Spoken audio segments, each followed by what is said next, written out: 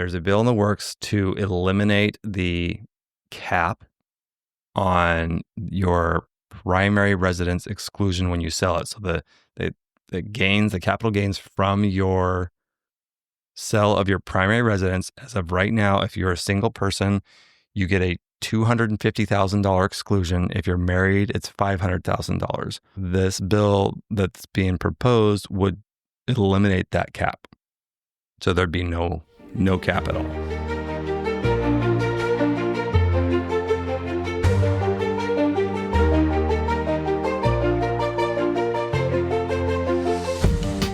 Welcome back to The Broke Billionaires, where we document our daily struggles in building wealth while raising a young family. Join us as we talk creative wealth building for everyday people and couples that are struggling in a down economy. I'm Lauren. And I'm Joshua Masari, and we'll be your hosts.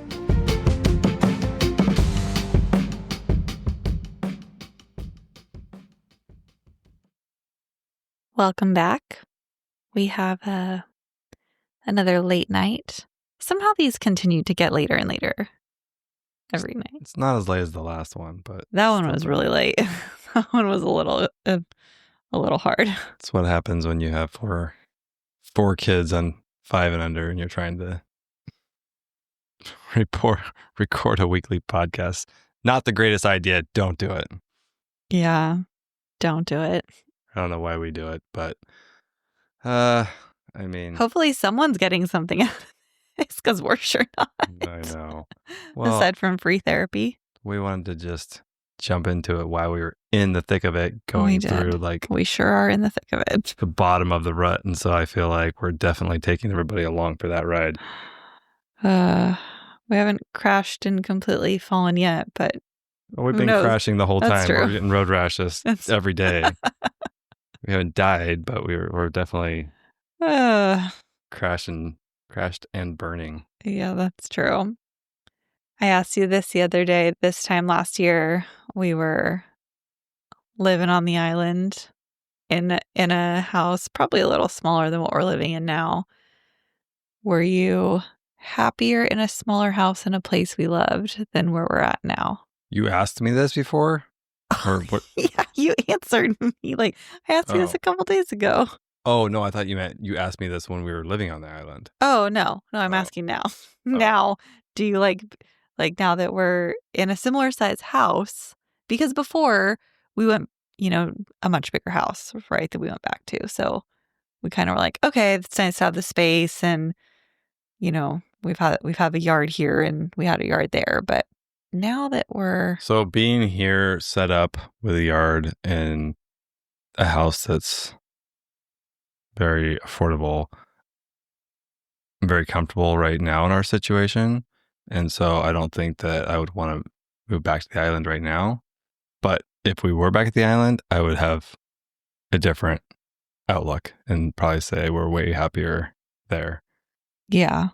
Even though it might be harder to, be more expensive and a little less convenient parking situation, things like that. Yeah. No air. We didn't have air last summer, and it was that was a hot summer. This has not been a hot summer, and we have air. But I feel like if we were there right now, we would still be less stressed and mentally in a better place. I think you're right. Feel happier. Like right now, we're very comfortable, and I don't want to go do it. We're fine.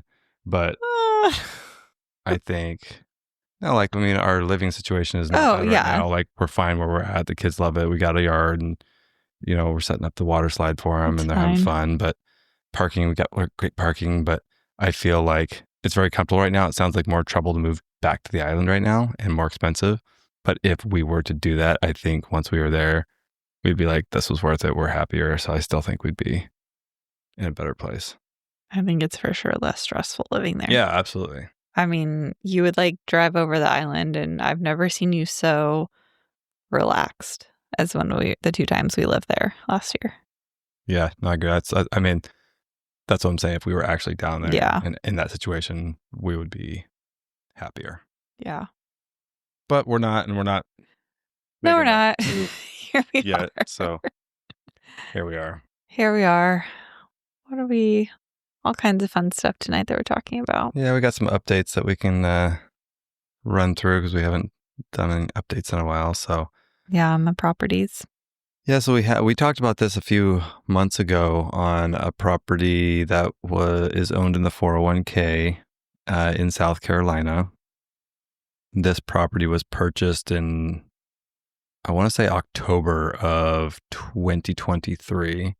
So, yeah, I think it was when we bought the same time we bought the other project. So we've had it for about a year and a half. We bought this property as a sight unseen REO, so it was a bank-owned property. Bought it for like, I want to say it was like $47,000 or something like that. Just honestly still blows my mind. You can actually buy houses for that. It was in a good neighborhood. The comps at the time were like, I think they were like 120 to 130.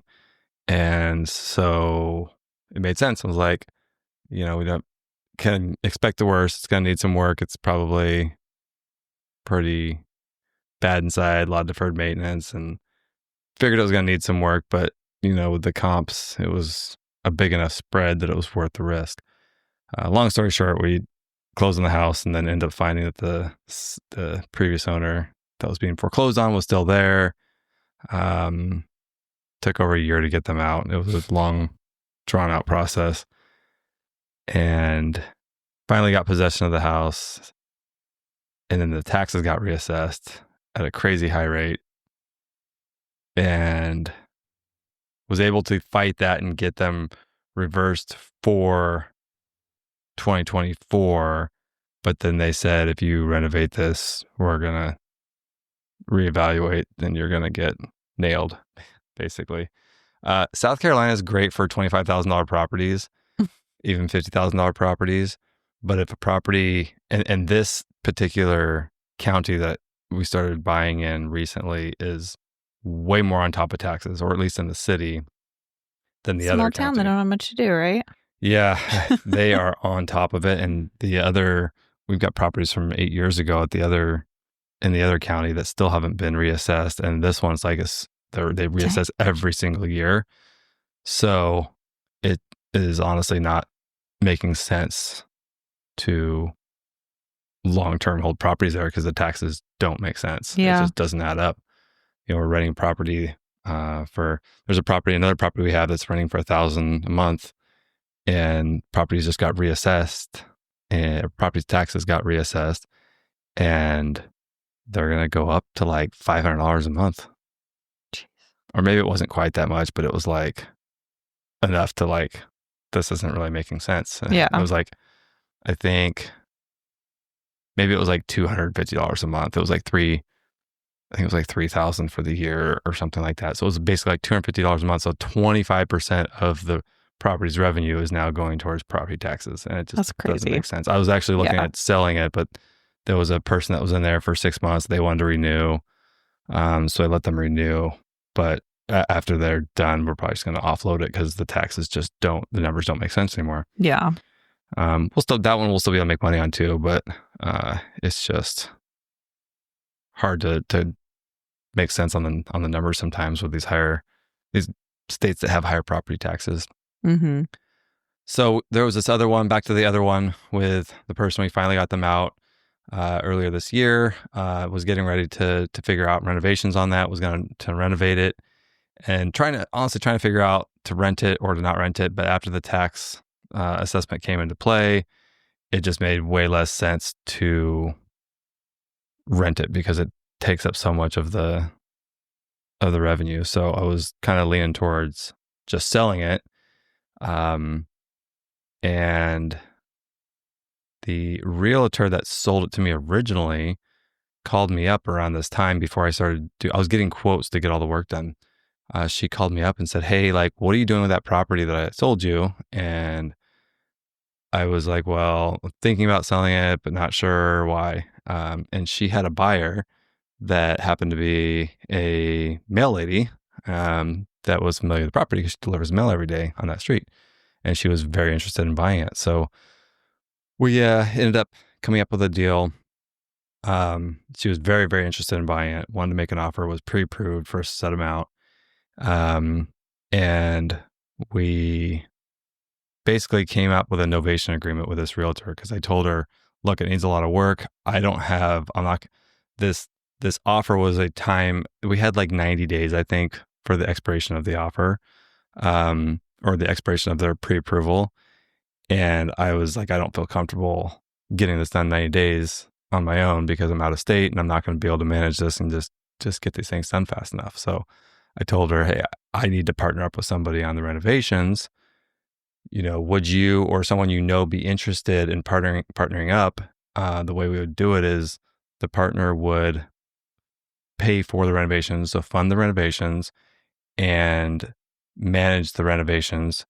And they would get, basically I was offering a 50% return on what they spent, what they fronted to fund it and manage it. And she came back and talked to her husband and said, hey, like we'll do this. We've got the money, we've got the time, we've got, the connections, we'll do this. And she got the listing as well. So we went ahead and did it, and we put went a little over budget, but not too much. I think we put around $35,000 into it. Sold it for $160,000, and they got their 50% return in 90 days. So they're pretty happy about that. I mean, it was a great deal for them. It was a really, really good return for them. Mm-hmm. They made about $15,000 on their money in 3 months. And I mean, it wasn't just passive. They were actively at the property, managing everything and getting quotes and kind of what Mm-hmm. they jumped in, they got their hands dirty, and so it wasn't just a passive thing, but still it was a good return for them, and they got the listing commissions too. So I think they walked with around $20,000 on that deal. So that was a pretty good deal for them. And commissions in that area with those price points are like $4,000 or $5,000. So it was a little more meat on the bone for the listings that they would normally get. But we were down to the wire. Took the full 90 days to get done, and there kept being delays and extensions and all this stuff. And I think we literally closed on a Tuesday, and I think her pre-approval expired either, it might have been the next day. I think we had like 1 day to spare before it was like the deal was dead. So it was like really, really, and I knew it was going to end up like that. I kept like trying to push, let's close the week before. Let's close the week before. It was just like, ran into the holiday with 4th of July. It was like just everything like going against us. And we closed in time, but it literally went down to the last possible day we could close. That's a common theme, down to the wire. Yeah. And I knew it was going to happen. So I was like, let's just close this the week before just in case. And then couldn't do it. Lender was dragging their feet. Couldn't get docs clear to close before the holiday week. And then the closing attorney for the week of 4th of July, they were closed for the entire week. So then we had to wait, whole 10 days, came back, and then it was like literally the day before. Another small town thing. Yeah.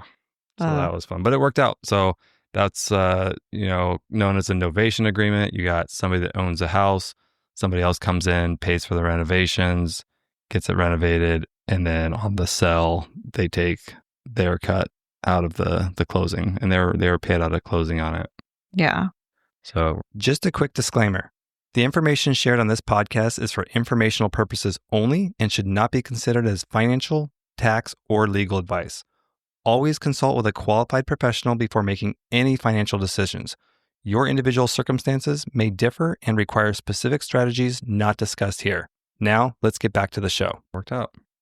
What was that City National Bank first-time buyer program you were telling me about? Oh, yeah. So this is, I meant to talk about this previously and I kept forgetting.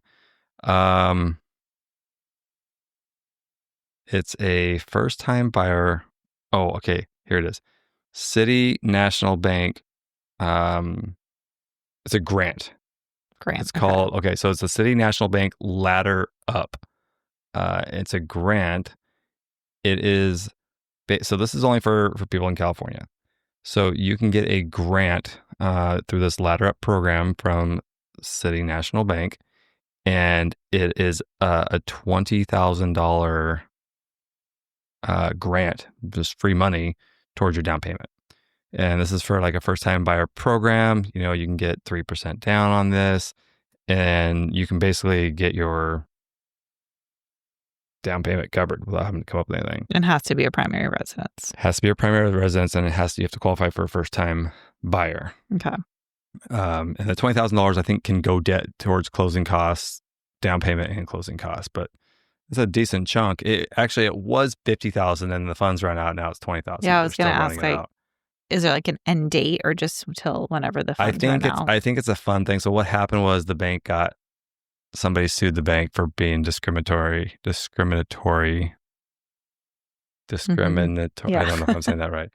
Sound it out.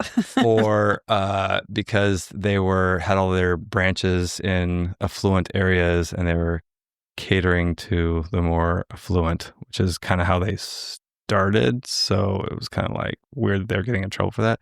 They're known as the Hollywood Bank. This is the bank that's what I thought. All the celebrities and stuff use.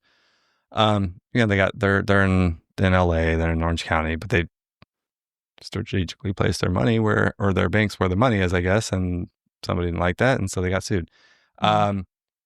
Anyway. Wait, I have a question about this program. So do you have to have an application, like, do you have to be in the process of buying a home to be able to qualify for it, or how exactly does... No. Okay, so let's finish why this program exists. So they got in trouble, they got sued, they lost for discrimination, and they are the largest private bank in California. And I didn't realize that. So I guess the state wanted to make an example of them and blah, blah, blah, where, they're very anti-discriminatory in the state. So I don't know how it came about, but instead of just fining them, hundreds of millions of dollars, they came up with this program and said, well, give back to the community and do this program. And so that's kind of how that came about. So it's not that they were just like, hey, we're going to do this program for everybody and give everybody money. Yeah, exactly. But it's kind of a cool thing. Instead of just fines getting paid to the state, like, do something good with it for sure. Yeah, the people get to take advantage of this program now. So you don't have to be buying a house before you apply, if that's what you're asking. That's but what you're going to you have to do the loan. So they're the lender on the loan. You go to them and you apply for a home loan, and you say, I want to do the ladder up program. And if you're a first time buyer, then you qualify for this program. But yeah, so anybody looking to buy a house in California, and it may have, I don't know all of like the requirements of it. I don't know if there's like, income limitations, everything. I don't know. Well, right here is home loan grant benefits. No mortgage insurance, grant up to $20,000. You can use for a down payment, closing costs, buying down the rate. Down payment as low as 3%. Save on home loan fees. No maintenance free checking account. You probably get a little extra discount on your rate for doing that. And this is cool. Actually, this is good on a purchase or a refinance. Okay, this is weird. So maybe it doesn't necessarily have to be a first time buyer program. Yeah, I was going to say that wouldn't be first time. Huh, okay. Yeah. So I guess it's not a first time buyer program. So anybody that's looking to buy or refinance. Okay, so if you're buying or refinancing in California, you should look into this because apparently it works for a refinance as well. Yeah, used towards a home purchase or refinance. So if you're refinancing or you're buying a home, you should definitely consider City National Bank as an option and take the $20,000. Yeah, absolutely. There are some requirements. Let's see what these say. 30-year fixed rate mortgage, which is not a bad thing. Property must be in a qualifying California market, New York or New Jersey. Okay, so they're not only California. I guess they do this program. They extended this. Okay, so if you're in the California market, New York or New Jersey, make sure you check this out. You must secure the loan with a first lien, so that you can't refinance like a second position so it's got to be the whole thing. 1 to 4 units, so you can do this up to a quadplex.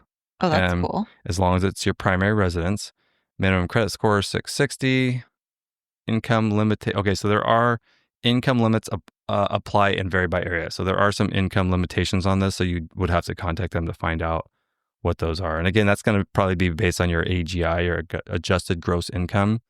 So if you make $1 million a year, but you have $950,000 in write-offs, you technically only make $50,000. So it's always your AGI that they're going to go for, not your gross. So definitely find out what that is, see if you qualify. And then you have to, borrower must complete a HUD-approved homebuyer education course. When I The last HUD home I did, this house was 12 years ago. Yeah.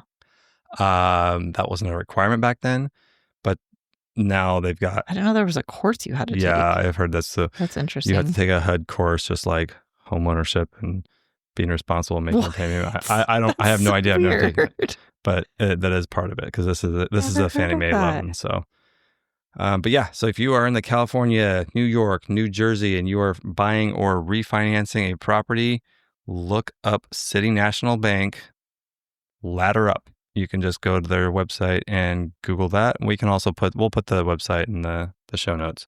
Sound like you're recording a commercial there for a second. I know. I should be getting paid for this. I mean, we should. Was a spot right there. Nice sponsor. We have I have a business account with them, and they've done some pretty big loans, some lines of credit for the business, and my contact there, Jonathan, is always calling me, checking in, and he's super helpful. So he was the one that told me about this program.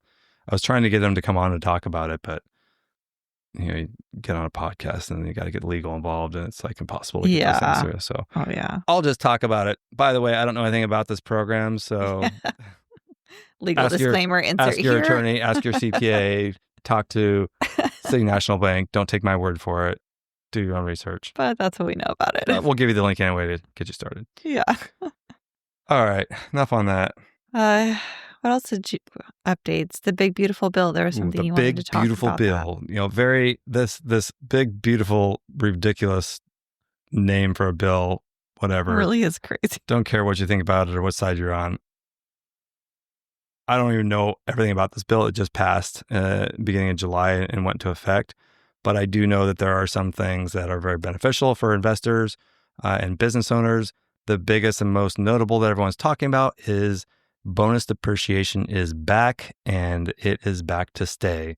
Bonus depreciation was a real big thing in 2020, and everybody was, well, actually, I think it started in 2016 or 17 or something like that, but I think it was 21 or 22, and it started to phase out because it was a short-term bill, and then it started to phase out. So you used to be able to do bonus depreciation, meaning if you are buying a depreciating asset through your business, whether it's a vehicle purchase for your business, buying real property, so rental properties or a building for your business, you could basically accelerate the depreciation. So instead of depreciating it over 5 years for something like a vehicle, or 30 years or 27 and a half, I guess, for real estate. Mm-hmm.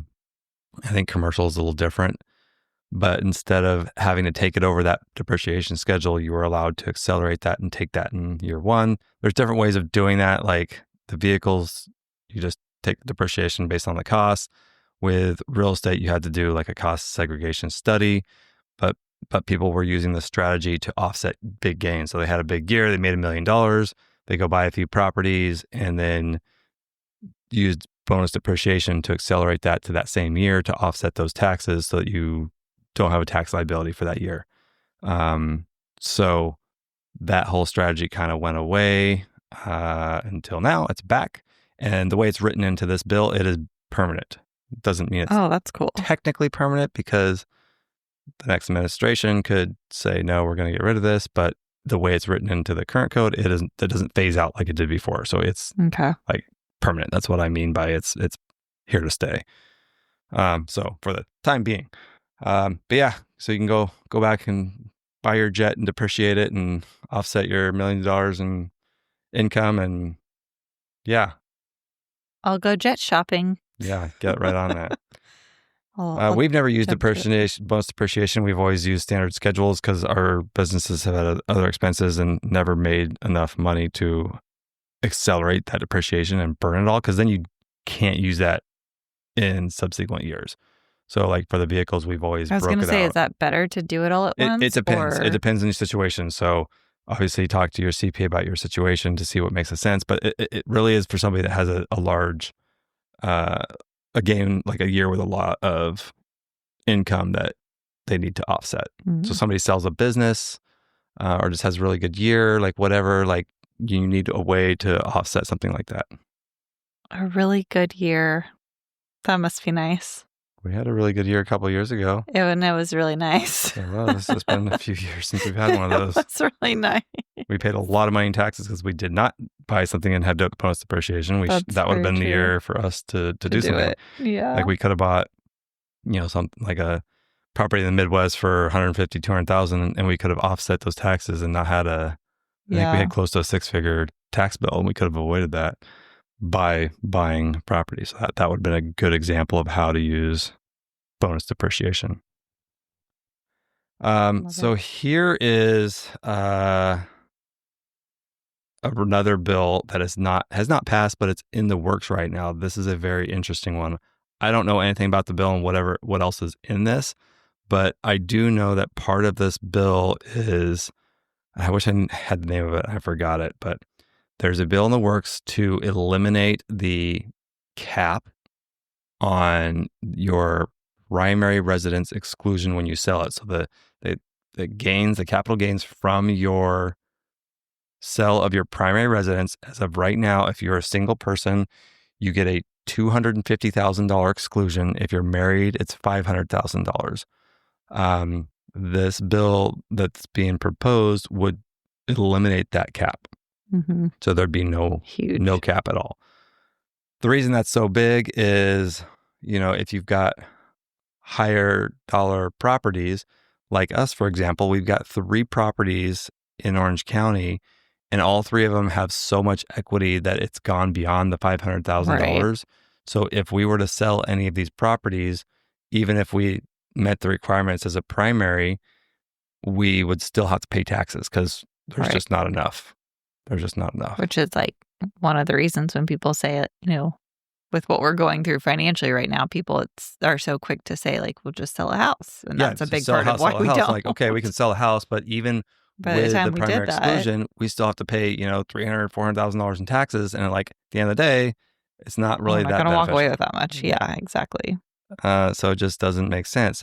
Now, if something like this comes about, and depending on what the rules are, so currently to get that exclusion, you have to live in a home for 2 out of the last 5 years in order for it to be considered a primary. So you don't even have to live in it for 2 years straight. You could live in it for a year, move out for 4, move back into it for another year, and you've met the requirements for 2 out of the last 5 years.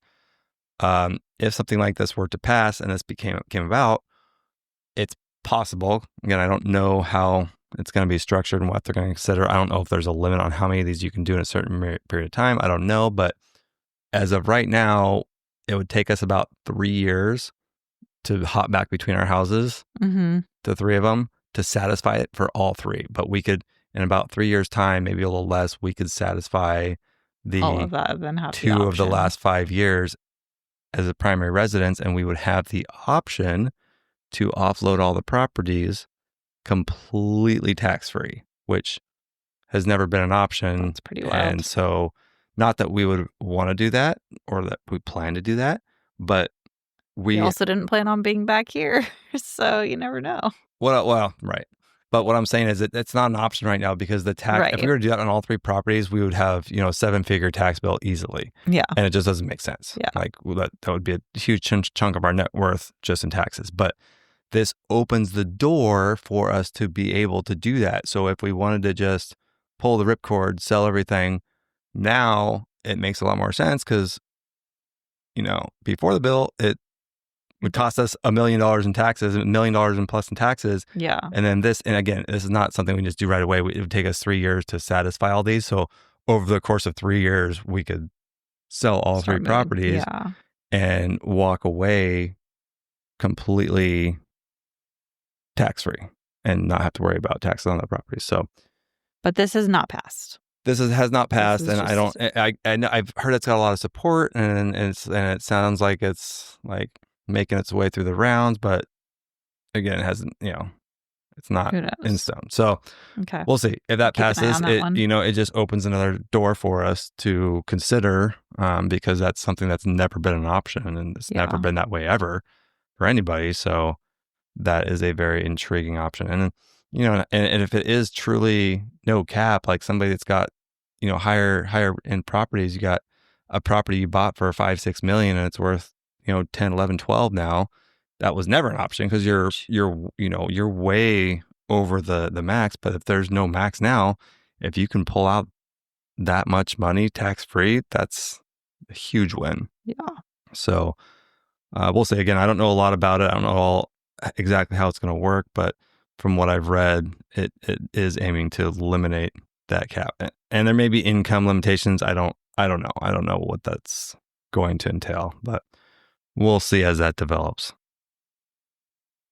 I like it. It's a good option. You know what we never talked about is how we got the money to finish our last project. Oh, yeah, that's a good point. Because I think we kind of started to say, like, when we were still working on it, we were broke, obviously, still are, that we needed the money to finish that project, but we never went into how we got it. Yeah, so we actually got we put all of our money, we put everything we had into that house trying to get it across the finish line so we could rent it. Blood, sweat, tears, dollars, pennies. I mean, we put way over budget. Yeah. I don't even know. I haven't even calculated the final. I was going to ask if you did the final. Yeah, I haven't done the final. It originally started out at $275, and then things kept getting added, and it was like $325. Pretty sure we ended up around $400,000, maybe a little more, on getting that project completely finished. But imagine how much more that would have been had we not had you do a lot of the work. Well, yeah, I mean, not only that, just managing it and having GC, take care of everything. Again, it was a lot of work. It was a year and a half of me every single weekend, and a lot of days over there managing everything and then working on the weekends. And there's a lot of work. But I mean, we probably saved easily $250,000. Yeah, easily, especially with all those things that came up too. Yeah. Okay, so what we were about $30,000 short on what we needed to finish out furnishing it. Not even that, but just the construction. We still had the back. The permit. We didn't get permits final signed off until the day before people moved in. But that was wild. We had to get the backyard patio. It was like a covered patio, but we had 2 islands that we were doing, barbecue islands that had to be finished, and those hadn't been done. A fire pit. Just landscaping in the front, the grass. We did the grass. Well, we did the grass. We might have the grass already, but that was it. But the rest of the landscaping hadn't been done. Just a lot of. I think we owed money on the grass. I think it was in, but I hadn't paid for it yet because they were like halfway through the project and they were waiting on me to get plants and figure out what we were doing. Yeah, I was kind of dragging my feet a little bit. I didn't have the money to pay for the rest of it. So ended up getting a private money loan from a family member, actually. Took it to a family member before floating it out to other people just because. So my brother, Micah, I don't know if he listens to us or not, but shout out to Micah. We tried to get him on the show. He refused. He always has an excuse. He's here all the time. He falls asleep every time. I think on purpose. I think the so nights too. that we're supposed to do it. But yeah, so he came through. Used a strategy. I think we've talked about this, but used a strategy that I haven't played before, which is rolling over 401k money, and you take it out, and then you use it for an investment. You have 60 days to roll it over to a new account, or if you decide not to roll over to a new account, you just roll it back into the old account. Which is totally legal to do. And then you don't have to pay the fees or taxes or anything. It just goes right back into the account. So we had several income sources, or I would say capital events that were going to be happening. And we'd already had this house rented, so we had to get it finished. So we had to get we were down somewhere. To the So we had money coming in from the house. We had other capital events that we knew were coming. They just weren't going to fund in time to get this house ready. So we ended up doing, it was like I can't remember. I think we wrote like a 45-day loan or something. So that was enough time to get the money back to him so he could get it back into the 401k and not pay any of those fees or fines or anything. And it all worked out. got it funded, and he made good interest on it. It was a very expensive loan compared to what you would normally get from a bank, but we didn't really have a choice. Did you offer the rate, or did he suggest it? I never heard. I think I just said, what do you think is fair? And he came up with what he thought was fair, and I said, that's works for me. Okay. So I wasn't able to go to a bank at the time, so I knew it was going to be more expensive money, and I'd rather a family member make money off me than somebody I don't know. Yeah. So it worked out.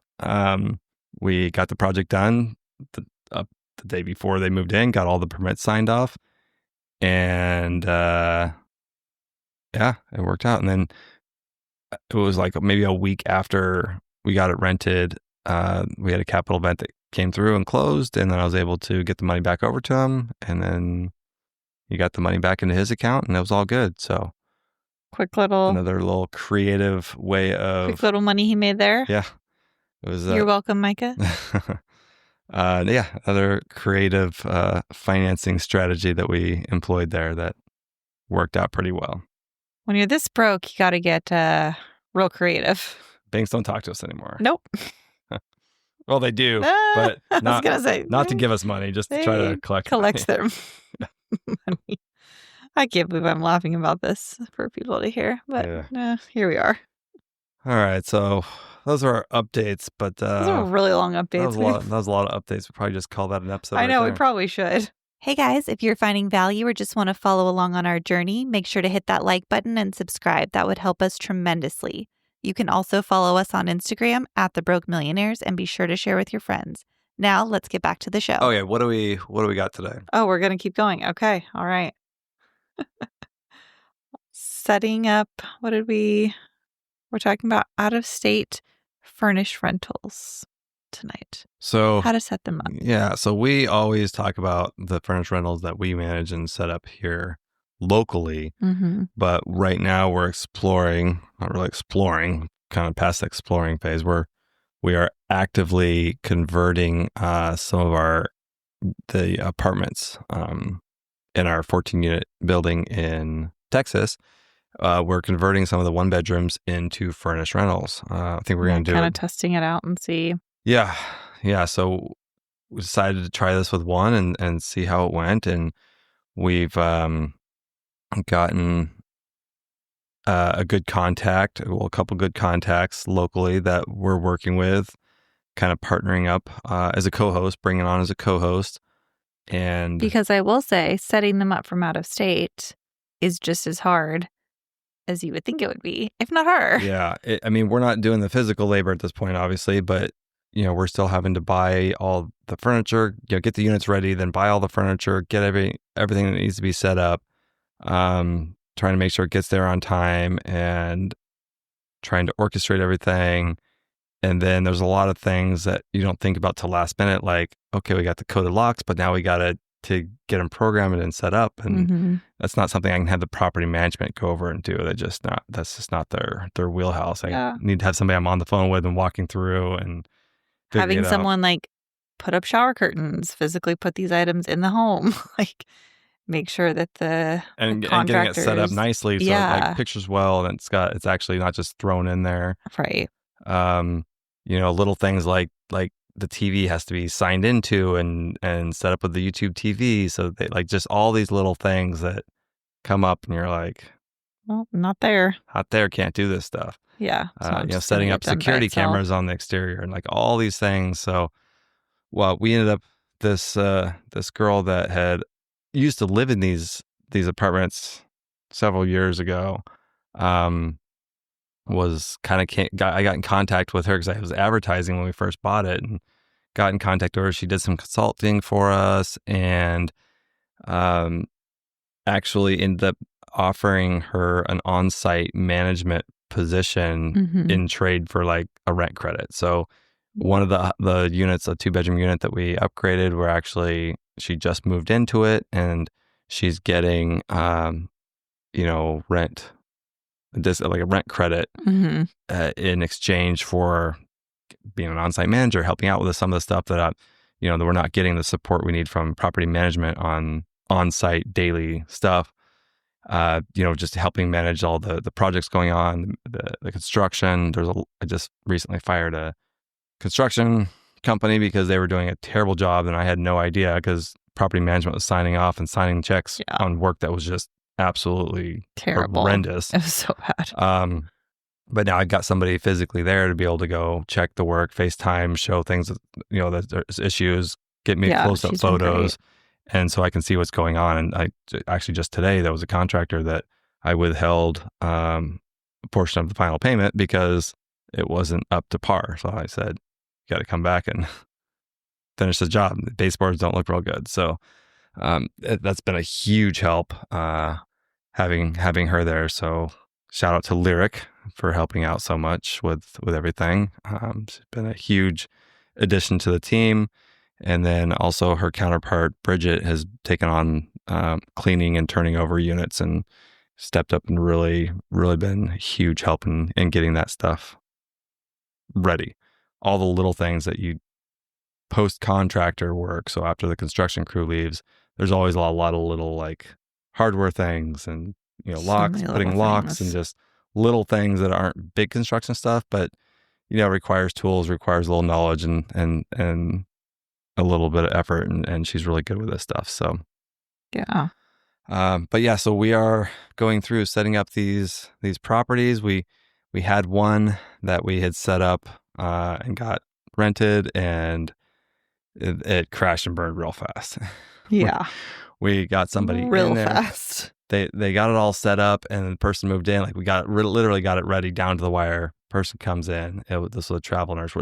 This property is right across from a large hospital. And when I originally bought the property, my plan was to convert the there's 4 1-bedroom units in the building. The original plan was to convert the 1 bedrooms into furnished rentals. And from there, I was going to keep the rest long term, but that was like the play because it was right across from the hospital. And I'd be able to get higher rents, and that was the plan. Anyway, that never came to fruition because there was so many other things going on in our life and with the property itself. We just never got around to it. But the property management has been having a hard time filling the units. And so I was like, well, this is the time to do this since we've got some vacant units and try this out. So we got one rented, and this nurse came in, and everything just went wrong. Everything that could have gone wrong went wrong so fast. Brand new AC that we had installed was blowing hot air. And turns out that the AC company, there was a leak in the line and they just didn't install it right. And so the Freon leaked out and it was just not working. So there was that, and just there was a lot of things. The unit right next door, unbeknownst to me, had some less than desirable tenants in it at the time, and they were inviting all kinds of homeless people over. They had homeless people that were no longer homeless because they were all living in this 1-bedroom apartment. They had a home. They had a home all of a sudden. So didn't know about that until these girls started helping and sending me pictures and videos and be like, hey, just so you know, this is what's going on. So I had to get property management. I'm like, I didn't know what's going on here. Like, this is a huge problem. We got to get rid of these people. So we did end up evicting them. They were late on rent, so it was an easy eviction because they were already late on rent that month. But there was people like, all the homeless people would come there at night to crash, and so there would be like 3 or 4 grocery carts out front of their apartment right next door to this nicer, higher end furnished rental we're trying to do. I'm just like, this is not working. So got them out of there, and that was a fun unit to go into to see after the fact. I think it just goes back to our point. We've said this before, but having like boots on the ground, right? Someone that can and the property management, I had talked to them about doing walkthroughs, and they're not doing it. So nobody had been in this unit at all, and it was disgusting, and just like the hoarder shows that you see or whatever. That's what it was. Oh, it was just Anyway, so bad. So that one crashed. I actually let the nurse check out. I'm like, I'll just refund you and you can just move out, because so nice. The AC, it was like super hot. This is Texas. It was 100 degrees, all these things going wrong. And so I didn't want her to be in an uncomfortable situation And so we just kind of wrote that off as a loss and then moved on. Well, right after she moved out, then Lyric had gone in there for something and said there's water on the ground in the bathroom. I was like, oh, what do you mean? Had a plumbing company come out to see what's going on and found out that the sewer was a vent line that was cast iron. It was all corroded out and it was just leaking everywhere. So right now, we had to tear out all the walls and all the flooring it was brand new flooring, tear it all out. And we're doing water mitigation right now, or what was it? Remediation, I guess, and drying it out and making sure there's no mold growing. And so that unit is now out of commission. In the meantime, I had another unit that I had it was above this one that was going to be the next one that we were going to furnish. And we were kind of like in the process of getting everything set up. I didn't realize that it was listed on Airbnb as an instant book with an open calendar. And so, on the August 1st, there was a booking that came in at like 2:30 and for a check-in that day at 3:00. The check-in time is 3:00. And at 3:00, the construction crew was finishing up the flooring that they were just putting in that unit. So I was scrambling, calling everybody, trying to figure out what's going on. Called the contractor. He's like, yeah, we're just doing baseboards. We'll be done with it in about an hour or so. Called Lyric and Bridget and the girls. You got the picture of? Yeah. Yeah, so they got to go back. But we were trying to figure it out and talk to Larry, like, what do you want to do? What do you want to do? Should we just turn it down and tell them we got to cancel it? Or should we try to put them in another unit, try to get this one ready this weekend? And Lyric is a co-host, so she actually gets paid a co-host fee on the properties. So I kind of wanted to leave it in her, in her hands on making a decision because it's kind of her paycheck on that. So, but she wanted to take it and said, let's figure it out. We'll find a way. And we had an empty unit, a 2-bedroom unit that was empty. That was similar. It wasn't furnished, but it was similar. Talked to the guy. He just needed a place to go. He was super, super chill about, being put in another unit for a night or two or whatever. So we set a bed and a TV up in the empty apartment, put him in there. And then the girls started working on getting the other one furnished as soon as the construction guys were finished up in that the one that he had actually booked. Yeah. They worked the rest of that day and then all the next day to get this all ready. And then the guy got home from work and it was mostly done. So they were able to get in there and get it all figured out. And so he's in there now. There's a few little things we still got to fix and get handled for that. But another one that was down to the wire, not intentionally on that one. It was kind of an accidental thing, but yeah, we were able to help this person out and keep an eye on the calendars. Yeah. So I totally had forgot that I had cloned this for somebody else that wanted to book. It was a lead from somewhere else and they wanted to book for mid-August. So I didn't even bother blocking it out and they ended up not booking because I think I can't remember why they didn't book, but they ended up booking something else. Oh, because we didn't have in-unit laundry. So, and I forgot that I had left it live and somebody found it and needed it and booked it. So that was a mistake on my end, totally my fault, but we figured it out. So made it work. And then now we got to put the other one that had flooded back together over the next week or two so we can get that. And that one I actually have blocked out so that nobody can book it. But we'll get that one hopefully rented and we'll see. It's there's enough demand that I think we'll be able to fill. I think we'll be able to do 4 of these 1-bedrooms and maybe even a couple 2-bedrooms. I think that the ultimate goal on this is to get 6, one half of the building. The right side of the building is 4 1-bedrooms and 2 2-bedrooms. So we get that side of the building all furnished rentals, and then the rest of the building will be just standard unfurnished long-term tenants. And so I think that's kind of the play there.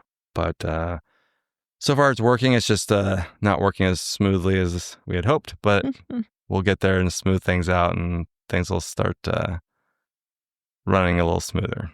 Yeah. So absolutely. All right. Anything else to add?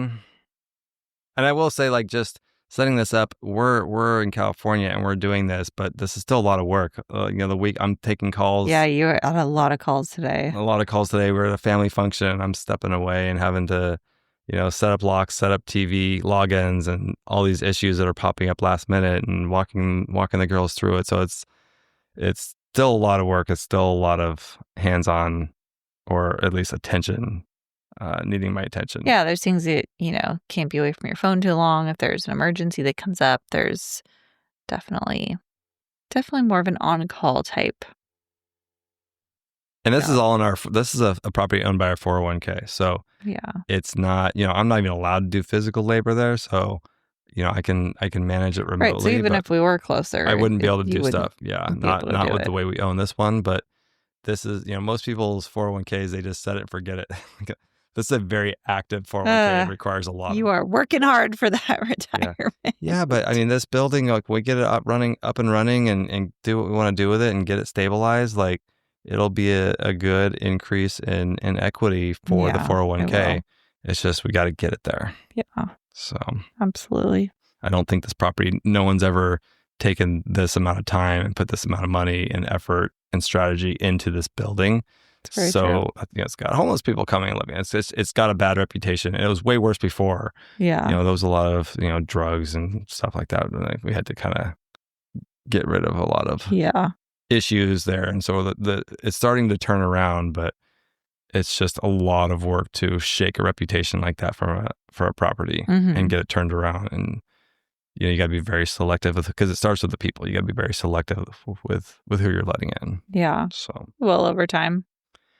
And a lot of vacant units in the meantime because of everybody we've evicted that were not properly paying bills or doing what they're supposed to be doing. So we've had a lot of vacancy, and that property's been bleeding money for the last year and a half. Has not turned a profit. So hopefully we'll get there by the end of this year to where it's actually stabilized and profiting. Yeah. That'll be the goal. Yeah.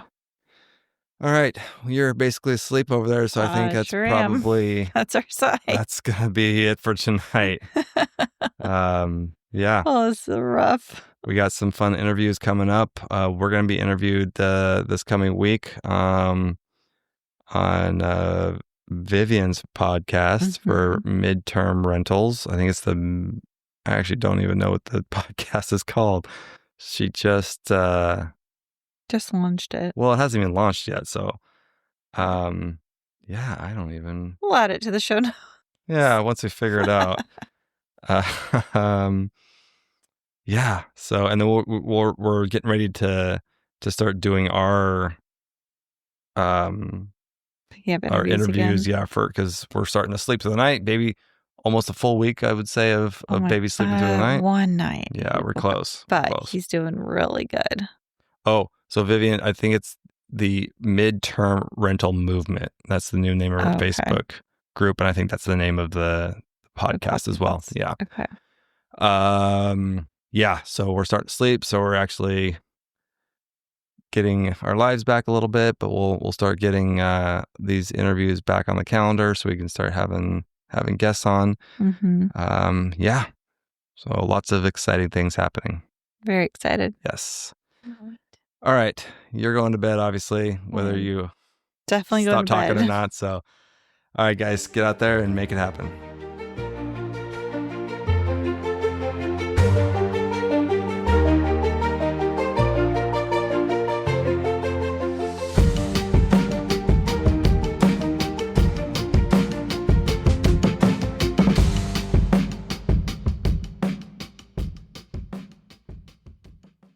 Thanks for listening. This has been a production of Rebuilding the Dream Studios.